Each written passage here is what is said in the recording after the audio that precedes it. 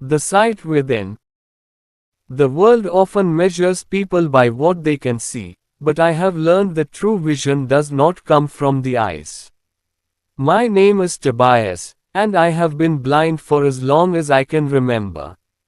My story is not just about darkness, but about light, the kind that cannot be dimmed by the absence of sight. The first memories of darkness. I do not know the color of the sky, the shape of the moon, or the light of the sun on water.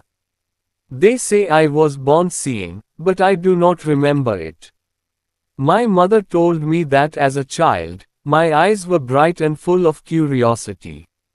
I would watch the birds fly and the trees sway in the wind. But one winter, a fever took my sight, and when I woke, the world had changed. At first, I was frightened. I reached for my mother's hand, but I could not see it. I cried out, but no one understood my fear. They told me I would adjust, that I would learn to live without sight. But I was only 5 years old, and the darkness felt endless.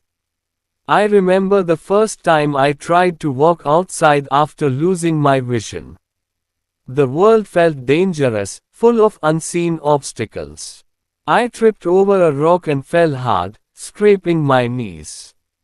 I cried not because of the pain, but because I realized something: I was no longer free. The world had become a place of uncertainty. But then, something changed. My mother took my hand, pressed it against the rough bark of a tree, and said, "Feel it. The world is still here, Tobias. You just have to learn a new way to see." Learning to see without sight. At first, I hated the idea. How could I see without my eyes? But as the days passed, I began to understand. I learned to listen, not just to voices, but to everything. The wind rustling through leaves, the distant chatter of birds, the way footsteps sounded different on dirt, wood, and stone. I discovered that the world was not silent. It spoke in 1,000 ways. The rain whispered secrets against the rooftops. The rivers hummed with an unbroken song. Even people had their own sounds, their breathing, the way their clothes moved when they walked. Touch became my second sight.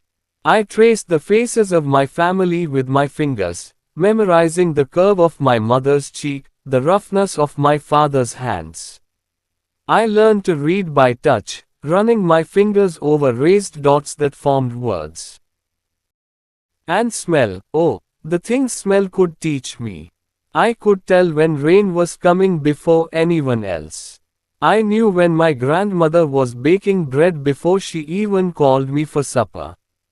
The scent of flowers told me when the seasons were changing. Slowly, I stopped mourning my sight and started embracing my other senses. A world that sees only with eyes. But the world is not kind to those who are different. People pitied me. They spoke to me in hushed voices, as if I were fragile. Some ignored me completely, as if blindness made me invisible. Others assumed I was helpless, that I could do nothing on my own. I refused to believe that. I wanted to prove that I was more than my blindness. I learned to walk alone, using a simple wooden stick to feel my way forward. At first, I was slow, hesitant. But over time, my steps became sure. I counted my steps, memorized the turns of the village roads. I could walk to the market without help, recognize people by their voices, and know when someone was smiling simply by the way their words sounded. One day, a boy in the village mocked me. "You can't do anything," he said. "You can't even see the sun." I smiled and asked him, "What does the sun feel like?" He hesitated. "It's warm, I guess." I nodded. "Then I have seen it. I feel its warmth on my face every morning." And I can tell when it's setting because the air changes. So tell me, who really sees the sun? He had no answer. The journey beyond. As I grew older, I longed to leave the village. I had heard stories of great cities, endless deserts, towering mountains. I wanted to experience them all, even if I could not see them. My family was afraid. How will you travel alone? They asked. How will you find your way? I told them, I have learned to see in my own way. I will find my path. And so, with only my cane, a small bag of food, and the clothes on my back, I set off. My journey was not easy. I stumbled, I got lost, I faced dangers I could not see. But I also met kindness. In a distant town, a kind old woman let me rest in her home and told me of the mountains beyond the horizon.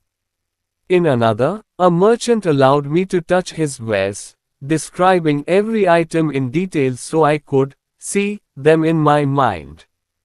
I learned from every person I met. A blind blacksmith taught me how to recognize different metals by touch. A storyteller described the world so vividly that I felt as if I had painted pictures in my mind. I even climbed a mountain once. It was terrifying. I could not see the edge, only feel the wind growing stronger as I went higher. But when I reached the peak, I stood there, feeling the vastness around me, listening to the world stretch endlessly in all directions. I may not have seen the view, but I felt it. And that was enough. The final lesson. Now, I am old. My hair has turned gray, my hands have become rough with time. But I do not regret a single step of my journey. People still ask me, do you ever wish you could see? And I tell them, I have seen more than most. Not with my eyes, but with my soul.